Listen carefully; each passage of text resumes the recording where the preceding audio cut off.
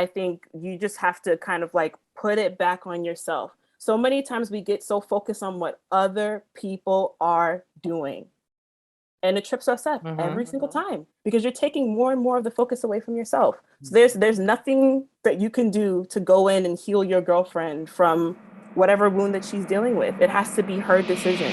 Welcome back to the podcast. I started this podcast as a way to help Black men in all aspects of our lives. Studies show on average we lose 2.8 years of our life when we're under heavy stress. And I think we can gain those 2.8 years back if we express ourselves healthily.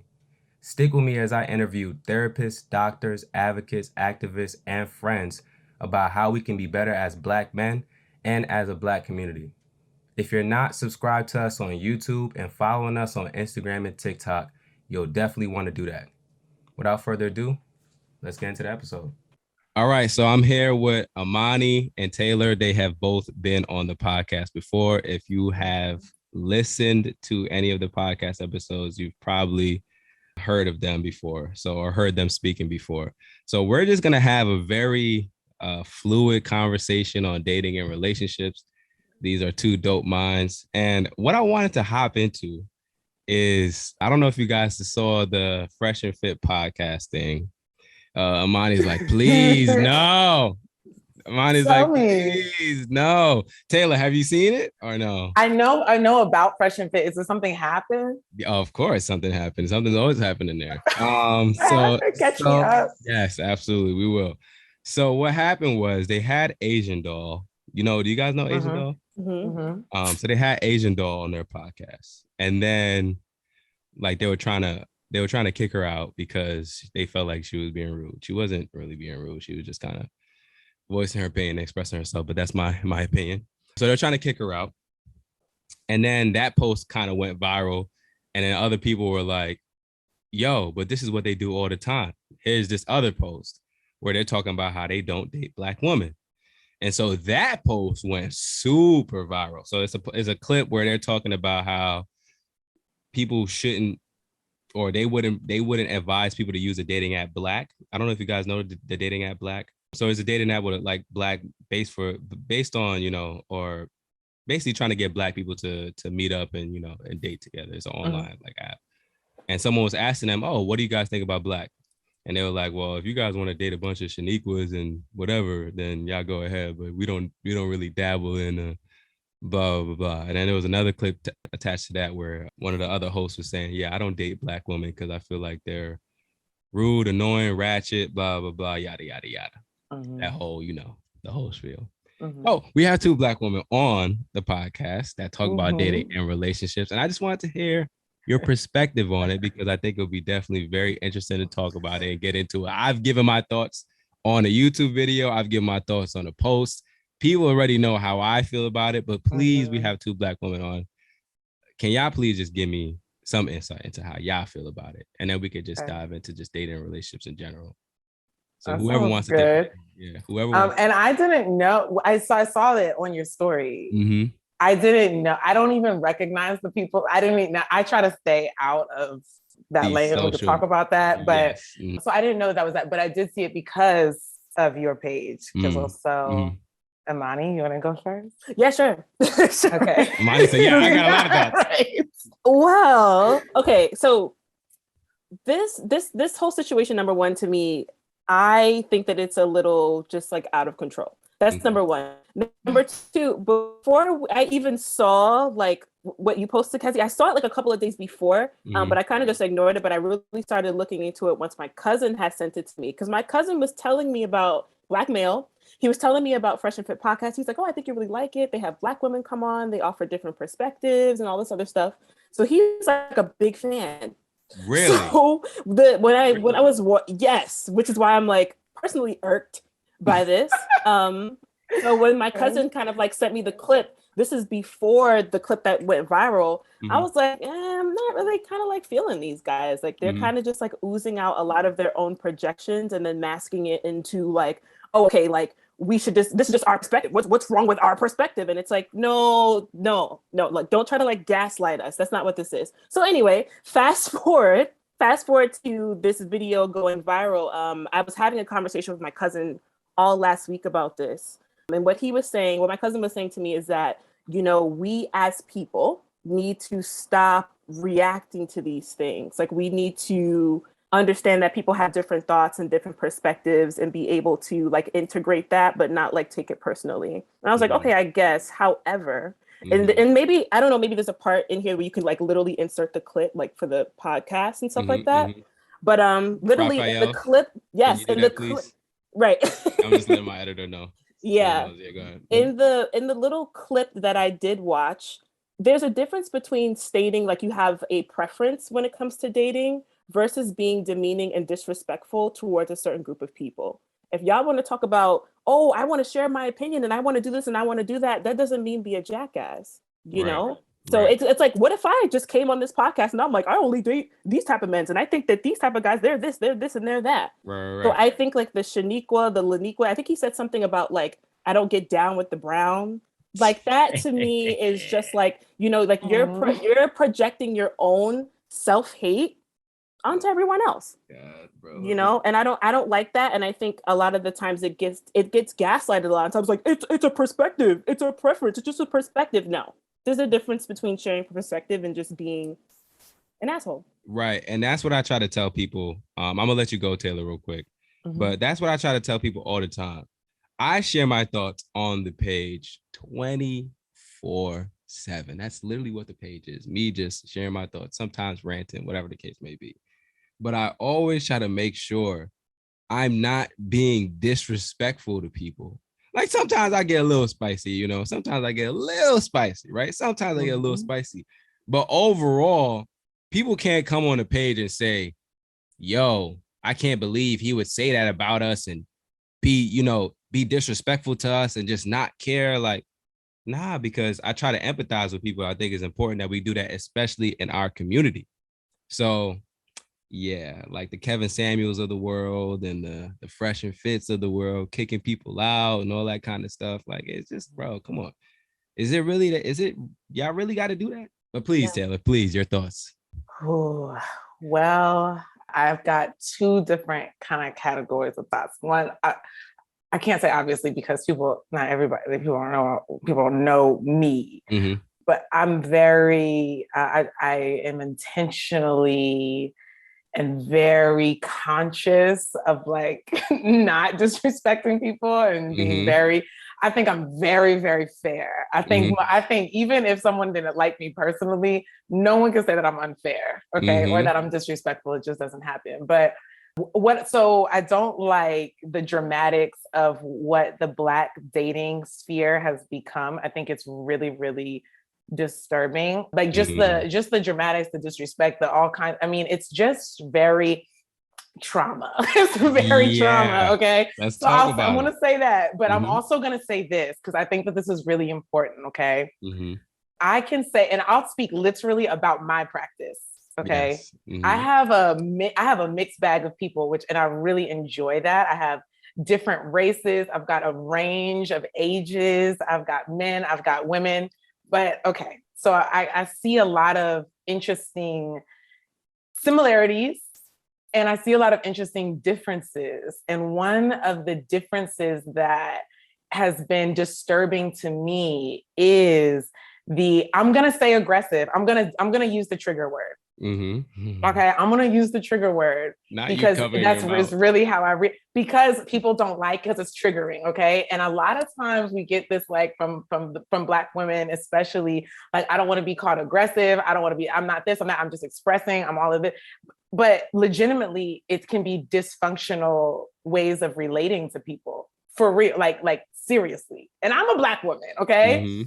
So, and I love myself. So it's no like, I, am projecting this onto you. It's legitimately like, okay, I'm literally experiencing in my own practice I have professional and personal frustration about the kinds of blockages that Black women face that are legitimately a Black woman issue that it's not in, and talking this practice, okay, that does not show up in other groups, okay? And so I have to just say that when I don't like all of the theatrics of some of the things that are online now or whatever, But I will also say that there's some truth in it. Like I legitimately have to deal with more of I have to deal with more resistance, more disrespect, more avoidant behaviors from Black women than anybody else.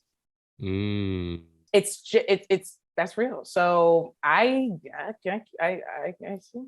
That's what I got. Man, so why do you? I hate that. Why do y'all think that is though? Like, what do you feel like fuels that? Because I'm racking my brain. I'm trying to understand what do you think fuels that? And I feel like y'all are Black women, so maybe y'all can be like, Well, are you talking about from the perspective of Black women being aggressive, or are you talking about from the Fresh and Fit? Like what they said? We're done with the Fresh and Fit. I don't even want to talk about that. We're absolutely done with that. Yeah, I just want, let's get into what Taylor just talked about in terms of the aggression that she sees in Black women in her practice.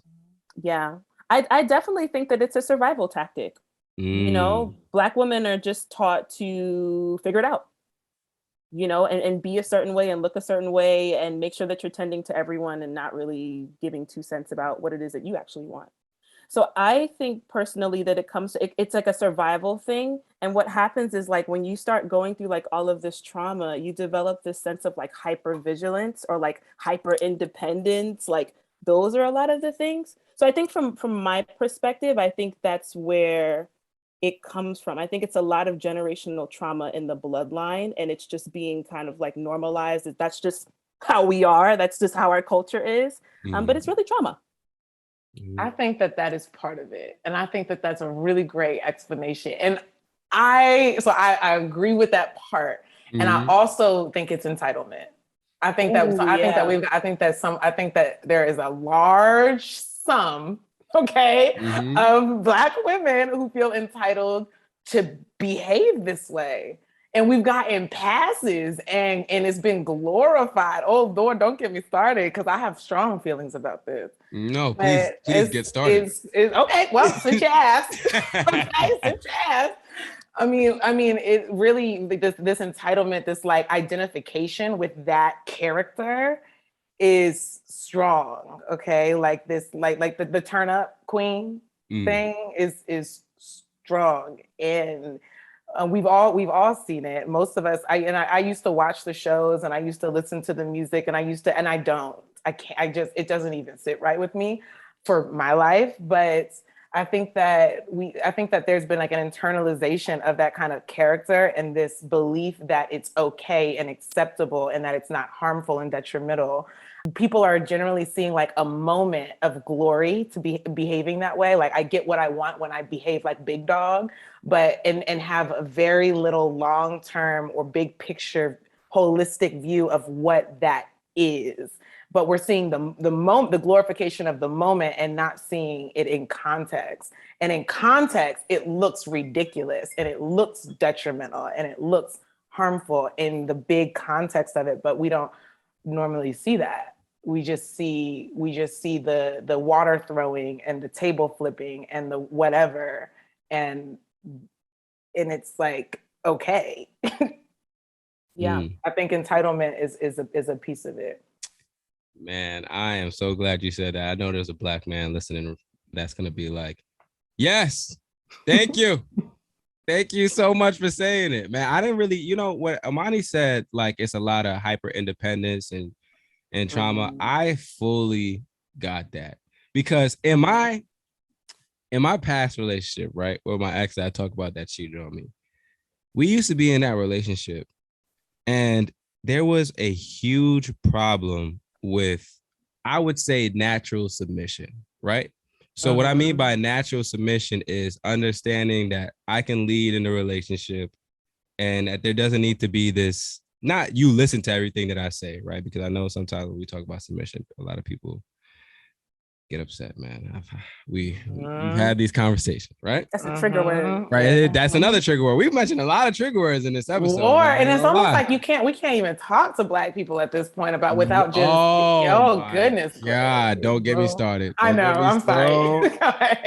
let's get back on track because Right, I'm about to there's go so on a much. tangent. I'm about to go on it. All right, so listen, right? So in the past relationship, there was a problem with natural submission, and what I mean by that is like there were certain things that she could do that she just wouldn't do because she felt like it made her look a certain way. Let me give y'all an example, right? She liked to cook. She told me that. Came in a relationship cooking for me, would plate my food, all that. And we did this for months. Eventually, something just flipped. And I understand everybody needs change and things like that. But over time, for her, it became, I'm not gonna be sitting here cooking for you all that. I'm not no housewife. I'm a grown independent woman. I got my own. I'm gonna do what I need to do. I'm in medical school. I'm doing this. I'm doing that. Right. So it became that like it became an issue in the relationship. And that's where like Imani, I know you know about we've talked about the submission post a lot. So just to give you context, Taylor, I made a post saying, Black man, here are 5 reasons why women don't submit. And I got a lot of backlash from women saying, oh, well, you're perpetrating the idea that, you know, women need to submit and you're allowing abusers to, you know, cause issues in a relationship with submission. And I'm like, bro, do y'all understand that this post was made for Black men that are in relationships with a woman that they can't understand why she just won't listen to little things or listen to little needs that they have in a relationship? This was not made with the intention of, hey babe, this is a post I saw today on Instagram. You need to listen to everything that I say. And if you look at the wording in the post too, like, anyways, that I just want to talk about that. Like, I feel like that's another thing that we have an issue with is like the natural submission that happens. And it becomes an issue on both sides because, like I talk about with submission all the time, it's a two-way thing. It's a two-way street. It doesn't just happen with women; it happens with men as well. It doesn't just happen in heterosexual relationships; it happens in queer relationships as well, right? But now it's disrupted when you have one person that doesn't feel like they want to do whatever it is that they could potentially do to make the relationship easier because they're just thinking about self or they have some trauma that informs them differently. Yeah. Right. So I don't know. I always think about that example when we talk about it. And I want to ask y'all, why do y'all feel like that is such an issue in our community? Like, why do people get so offended by submission and aggression and all these different kind of things? Yeah. I definitely think that it's like a language issue because I think like we talked about this like I think one day when we were texting that it's kind of like people associate the word submission with like control and abuse and like literally having to be like a slave to someone. And the way that I view submission is not that. Right. You know, and I've learned that through my experiences. I learned that in watching my parents' relationship, and I also learned that coming from a very like religious community. And the way that I've interpreted submission is really allowing my guard to come down. Like I can be soft with you. I can be gentle. Like I don't have to like what I was talking about before with like that hyper independence and like that hyper vigilance. Like I don't have to do that. Like I can it's really like a submission to the relationship to allow it to be and to allow your partner, like whatever your best interest is, like they're also taking it as a part of their best interest and the both of you are working together. You're submitting to the relationship. That's how I define it. No, listen, that's how you and I define it. That's exactly what I mean when I talk about submission. You just explained it so beautifully. You do submit to the relationship. And by submitting to the relationship, you submit to your partner. And I think people have an issue with that because, oh yeah, this is what I was thinking. Right. Okay. I remember this. People have an issue with that because I don't think people trust themselves when they pick the person that they're with. I think subconsciously they know they're not supposed to be with that person. So submitting to them is like, why would I ever do that? I'm not even really supposed to be with you. Because when you're with someone and you really truly love them, like this is where we talk about the natural submission, like instinctively. I was talking to my girlfriend about this. We were talking about submission and she was like, yeah, you know, it really is a natural thing. I can't really explain it to someone because they really wouldn't understand it. But I do feel like she said she feels like it's a natural thing. She understands like what you said, Imani. Like I can be soft with you. I can let my guard down. I don't have to always lead. I don't have to always be in control of everything. I understand that you have my best interest at heart, and I know that you understand that same thing, and so it flows, right? Yeah. And I think when you get in a relationship with someone where you feel iffy about whether y'all should be in a relationship or not, the foundation isn't solid. So that natural submission is not going to happen because that person subconsciously already is acknowledging this probably isn't the person for me. Mm. And do I really trust? Go ahead, Taylor, please. Please tell me. I think y'all just giving women so many back passes. It's sweet though. It's very sweet. It's y'all so warm and kind and sweet, and I think that's great. Okay? You say you're a menace. Come in, please tell me. I want to hear this. I think. Be honest. I think this is I think that stuff like this is why men are so irritated, is hearing stuff like this. I hear y'all though. I really do. And I think that there's definitely a place for that. And we have to acknowledge that this is a multi-channeled problem where it's not just coming from one thing. There are different sources that are like filtering into the issue of essentially like rebelling against a relationship. It's rebelling against a relationship. I'm going to avoid I'm going to sabotage the relationship. It's rebellion against authority, rebellion against influence. And so I think to kind of say like when I was hearing you talk, I'm thinking like that to me sounds like the other person is responsible for my behavior, which in this context is submission. And in some cases, it's partly true, right? We have to feel safe with the other person, and the other person is responsible for, like, for example, being accountable for their behavior, and we know that we can trust, for following through, which is another element of being accountable. So we know that we can trust.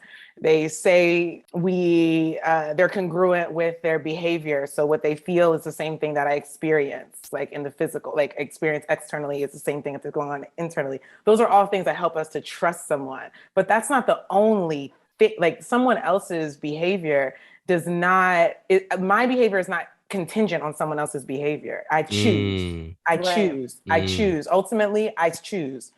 Right? Because we can also say that plenty of women have submitted to men who haven't led at all, who have provided no stability, no security, and yet you just gave. You just gave it. So, it's not just, so my behavior is not contingent on someone else. I think that I'm going to bring in the single parent effect. Because that's a good one. Do it. I lean into my own podcast, but I got my. I'm going to bring in the single parent effect here. Okay. And I'm going to offer this as one of the blockages that are in women that make it difficult to submit to the one who actually gives those like leadership qualities, who actually can like create that dynamic, right? Because why can you give over here where there is no structure, but you rebel where there is? Right. That's why I'm bringing in the single parent effect, especially when it comes to heterosexual Black relationships. Yeah. Rub the temples. Because let me get into it, okay? Let me get into it. I'm gonna break down this whole, is the man, and he's not a leader and he's a beta. No. Because a lot of women have difficulty submitting to authority and influence and the masculine energy itself, not the man, not Dave or Ben or Jacob, but the masculine energy itself. And they fight what they say that they want. If we're going to talk about attachment style, because y'all know that's my thing. We got a fearful avoidance style, hot and cold. I say that I want you, but when you come, I fight you, right? Because I cannot give into the masculine energy, which is leadership, it's discipline, it's structured, it's accountability. And women have masculine energy as well, just like men have feminine energy as well. But we all have a core energy, and most men are going to, their core energy is masculine. And then most women, their core energy is feminine, but we all have a bit of both. So let's say, so single parent effect, right? I'm a woman or a girl growing up with, because the vast majority, it's like 90 something percent of Black single parent homes are run by women. And so we have little girls and little boys in homes homes that are vast majority, it's almost all, right, run by women. So little girls have this woman in a masculine position, but a woman, right? So we've already distorted the energy balance, right? We've already distorted how I'm perceiving what do women do and who are women accountable to, because that woman, mom, wasn't actually, it didn't appear as a child that she was accountable to anybody, especially not a man. Oh my God. And so now we have, so little girl and little boy have the same experience of woman being in masculine energy, but still a woman. So now we've got, so then you turn into an adult so we have little girls and little boys that turn into women and men. And we have these women who have not seen a woman accountable to a man. So now I'm a heterosexual woman that something in me says I want a man. But now that he's here, he's doing what men do, and I don't know how to respond. I'm supposed to be in charge. I'm supposed to call the shots. I'm not accountable to anyone. So we have a problem there. It's huge. I love that perspective. I was over here like, yes, yes, yes, yes, because it's so true. It's so true. I'm honestly shocked for multiple reasons, because that made so much sense. That is like, Lord knows. Wow. Okay. And then 2 is like, were you a fly on the wall in my past relationship? Because she definitely came from technically a single parent household, because the dad was in the army, so he's hopping from base to base. Mom is the only one normally at home, and she spent a lot of time with auntie, and grandma, and icing on the cake is she was the only child.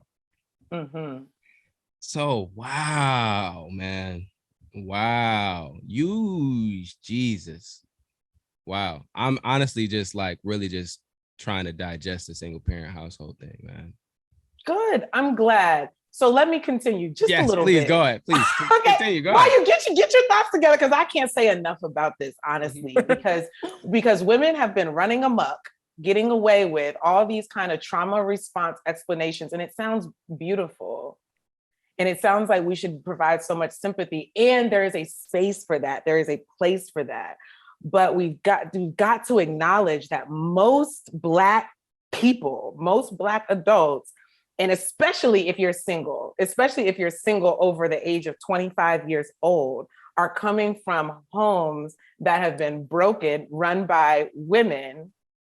Okay. And so if we don't acknowledge that, to expect women to be accountable when we haven't even gone back to the root of where the accountability issue started, then we're just throwing a bunch of other solutions on top of this huge gaping wound, this huge gaping issue, which is the absence of masculine energy. And then you expect the adult woman to, and I understand it's reasonable, you expect the adult woman to then submit, and she's fearful because the masculine energy is strong.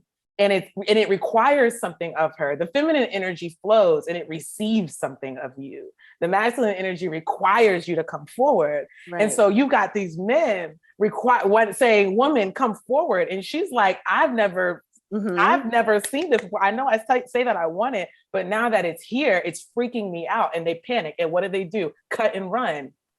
Or cheat. That's cutting and running. It's addiction. It's a sabotage, right? It's a disconnect. I'm fearful of this thing. I've got to go. Right. I am losing it right now. Honestly, like I think this is probably one of the first times in a podcast episode I can honestly say that I'm like, what the hell? I am learning so much right now.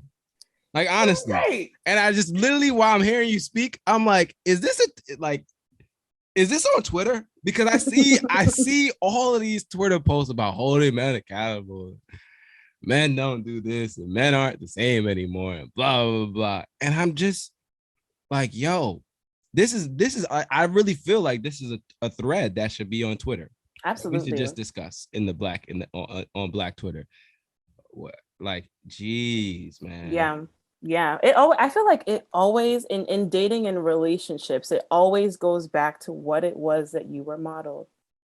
And so much is it like it's like a subconscious modeling. Like you'll think like, oh, I'm not this way. Like, no. And it's like you're not even aware of it yourself. So Taylor, I love the fact that like you brought in like all of those pieces, because in order to understand the symptoms, which is that resistance, you got to go back and like understand the root of the problem. You know, that's the only way. That's the antidote. Being able to go in and shed light on that. And that leads kind of like to like the bigger conversations of like, what do our family structures look like in a Black community? You know, how are we kind of like still dealing with the trauma from forever, pretty much, if I'm being honest, since the beginning of time? So let me ask y'all a question real quick. Do you feel like a home is broken if there's only a woman leading it? And also why? Because I know you said that, Taylor. And okay, so Taylor, why? Because a man and a woman created this child, a man and a woman support this child. It's really simple. We need to stop trying to make it all kinds of well, she can if she can support the child, is it really broken? Well, if it was, come on now. It was created. It's very simple. It's very simple. It's very simple. Please. Okay. Please. We need to stop taking this stuff so personally and just look at it objectively. A man and a woman created this child. Even if you went to the sperm bank, it required a man.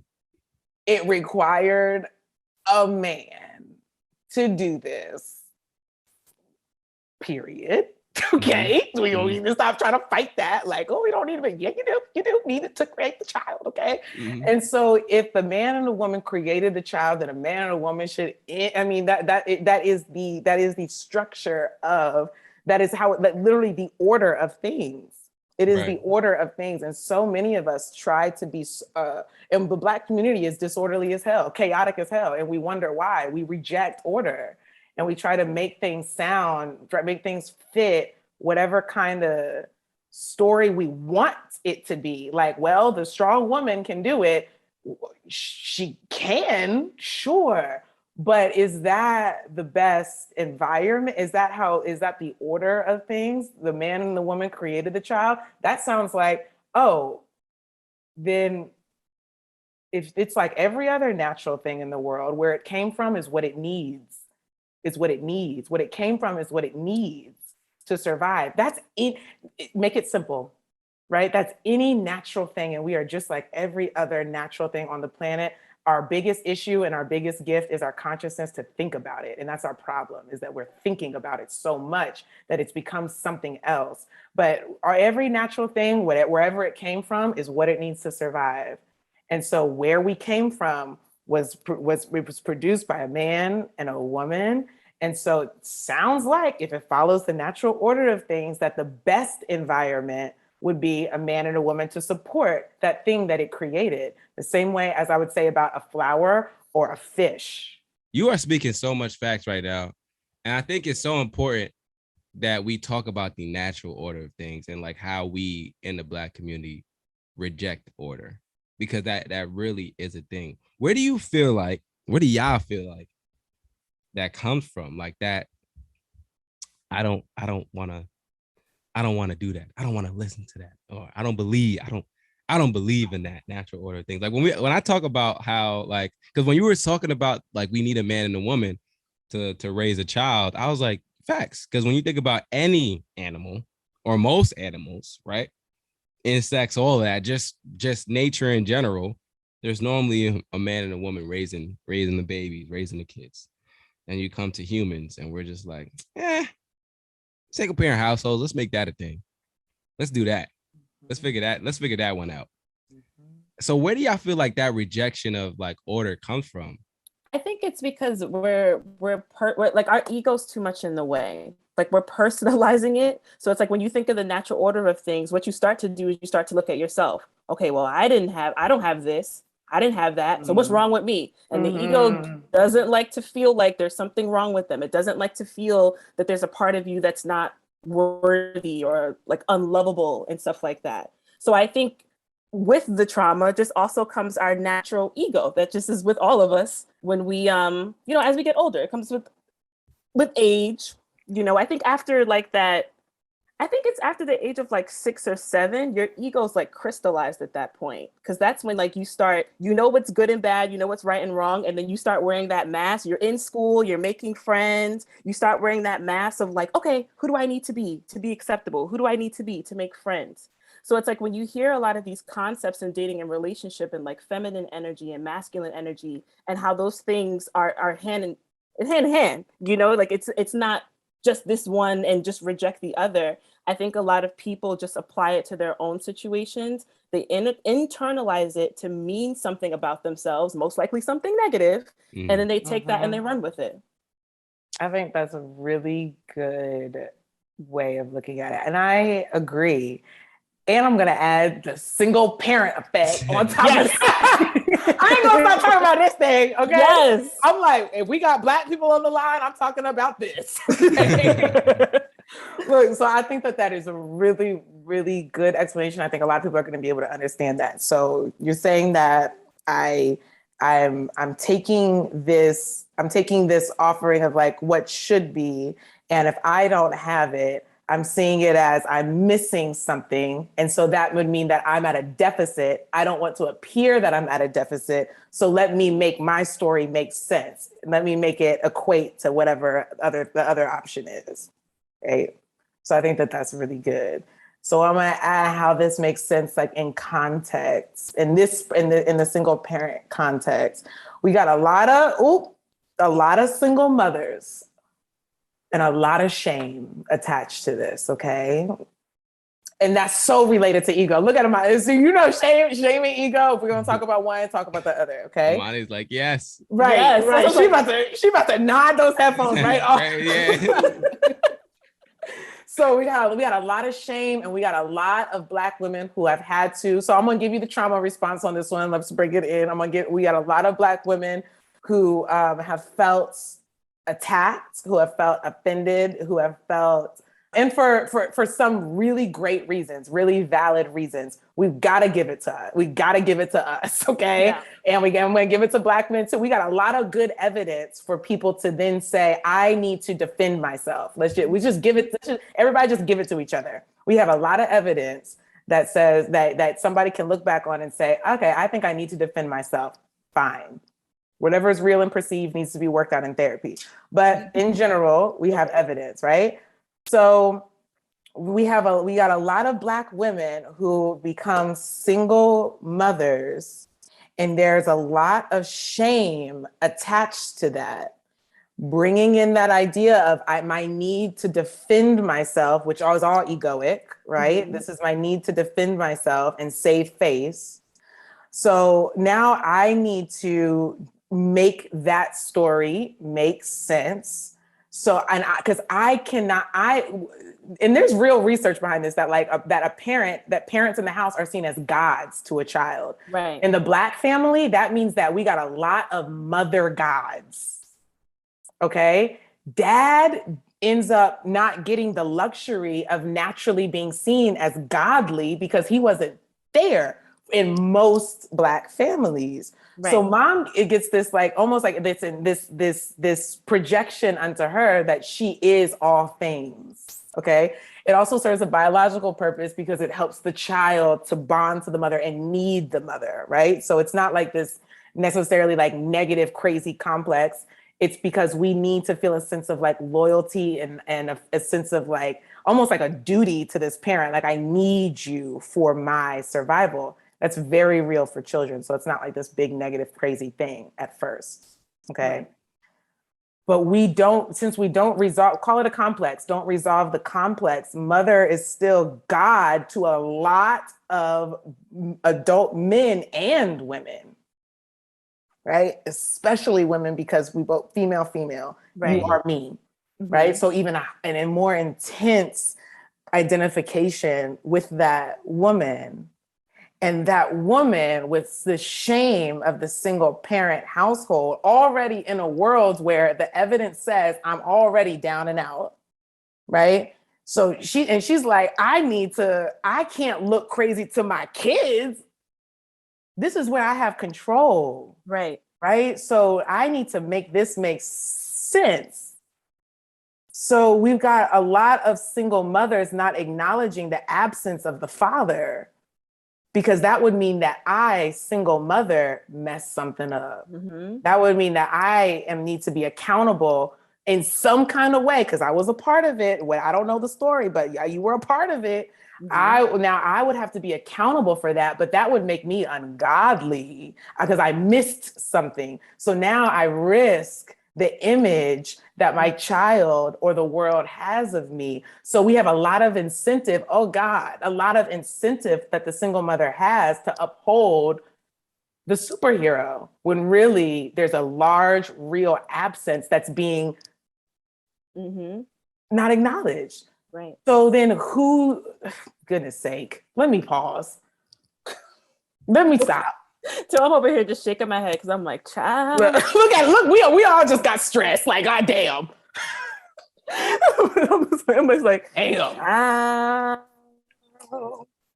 That's all I can say. Right. Y'all know that emoji with the head is like kind of like chopped off and is like exploding? Oh yeah. Literally like 50 of those in my brain right now. Yeah. I'm just like, yo. Wow. Okay, we got a few more minutes. Let's end on a positive note, because we're giving the people a lot of trauma and reasons as to why things aren't working out right now. Let's end on a positive note. What can we do to better things between Black men and women? And then also, if there's a Black man listening to this right now, he's like, damn, this is my girl, what can he do? So like a multifaceted question. What can we do just in general, and what can a Black man do if he feels like this is a woman that he's interested in or in a relationship with? In a relationship. I was gonna say, I don't know if people want to hear my answer. No, please. You already know I'm the authentic queen. And yes, if at any point you feel like you're not being true to yourself, or at any point you feel like this is a little bit too much, I'm definitely an advocate of like, you need to go where you're able to get your needs met. And that was one of the posts that I talked about that I made a couple of days ago, like consider separating like loving someone versus getting your needs met. Because a lot of the times what we do is we enmesh the two, and then we tether ourselves to these relationships when what it is that we want the other person to do is what we want the other person to do. We don't really know necessarily if that's what they want to do. The girl has to get to a point where she's working through a lot of that, the father wounds, the mother wounds, whatever it is. So I'm this like authenticity 101 all the way. And I think the minute that it starts kind of like crossing down that road, you have to bring it back to yourself. And it goes with that class, Taylor. The need, that basic need for like attachment and like authenticity and like that human conflict that like so many of us go through. It's like, do I stick it out or do I be selfish? That's what the world likes to name it. Be selfish and do what I want to do. So that's my answer for that. I think you just have to kind of like put it back on yourself. So many times we get so focused on what other people are doing, and it trips us up every single time, because you're taking more and more of the focus away from yourself. So there's nothing that you can do to go in and heal your girlfriend from whatever wound that she's dealing with. It has to be her decision, and being able to love her enough. And that goes into my second answer of how can we start to better this, being able to love her enough to allow her that autonomy to figure it out on her own. I'm communicating that I love you through all by letting you do that. You know, I'm giving you that permission. So I think it's like, well, I don't know. I'm definitely like I'm like a go with the flow type of girl, but then like when I do need to put my foot down, I'm like, all right, yeah, no, you're not about to play me. Yeah.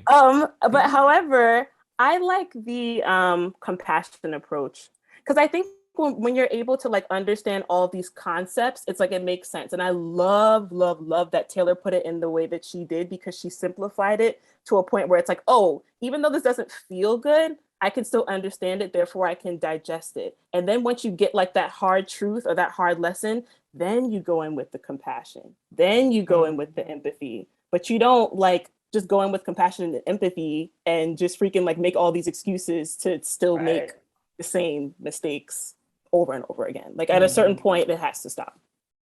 Taylor, your thoughts. Okay. So to make things, okay, I'm gonna give you some practical to make things better between men and women. Stop watching crazy stuff. Stop watching these crazy things on the internet, okay? And you know, y'all know that I tell my clients all the time, we talk about this at some point, this comes up every single day. Block the accounts, unfollow the accounts, get off of the YouTube. If you are having a problem in dating and relationships, you're not the audience. Please get out because it is only going to reinforce your fear, your negative energy, all of these things. I mean, because you are not resolved. Okay. So if you are not resolved in a truly secure and confident place, and a lot of people, Lord knows, in the Black community think that they're so confident and secure and you're anxious as hell. Okay. So let me take the confident and secure adjectives out because too many people are misrepresenting themselves and misattributing those characteristics. We got a lot of avoid. I'm on a rant right now. I'm on a rant. We got a lot of avoidant ass people in the Black community, men and women, talking about you confident as hell. No, ma'am. No, sir. No, sir. No, ma'am. Green eggs and ham. You're avoidant. And it appears hyper independent. And you think that, okay. So we got a lot of people, and the Black community thinks that we need to be this ultra confident character. And so many of you are not that. And I was not that. I'll be the first one to say it. I didn't even know I had low self-esteem. I had no idea. I was in the worst relationship of my life during grad school. And we were learning about attachment theory. And I had the nerve to call myself securely attached. I was in the worst relationship of my life. I'm talking about stuff I wouldn't even tell people about this person because I was like, I know this is crazy. Yeah. Like, this is wild stuff. And I was just in class, like, I'm secure. And and because of the way that I present, everyone believed it. I believed it, right? I had convinced myself. So a lot of us have this idea that we're confident and secure mainly because we learn not to rely on other people. We need to understand that that is a dysfunctional coping skill and we are meant to relate. Right. I don't even know what question I'm answering right now, but I felt that needed to be said. Please. Just so this other part, how can we, if you're having trouble in dating and relationships and you are unable to attract or you're unable to attract someone who can sustain an intimate relationship, or you are the one that's unable to sustain the relationship, it doesn't matter how you describe yourself, you probably have a problem. Okay, so get off of the YouTubes and stuff and get into therapy. Go to therapy, okay? Because watching those things, we can get information from watching and learning things, but that's not processing. It's two different things, two different processes. Learning something and then really processing the emotions are totally different. And working through these patterns, these blockages, and getting what you want requires going through an emotional process that you need to do with another human being, okay, in a one-on-one kind of thing. So you can create and really learn what that trusting, intimate relationship looks like, feels like, and how to practice those kinds of skills. So that's something that men and women can practically do to make things better. Okay, so going where there's positive images. I don't care if you've never seen it before. Stop saying that. Okay, I don't care if it seems far-fetched. If that's what you want, that's where you need to go. Positive, and cut down on all that other negative stuff. What can men do? So, and there's a lot of other things that we can do to make things better, but that's just a super practical thing that someone can do right now. Okay, right. A feed audit.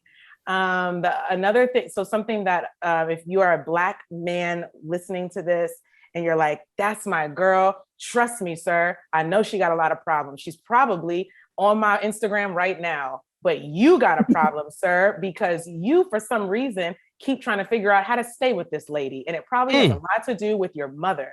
And we got a lot of mommy issues in the Black community, and the world has been feeding us daddy issues for a long time.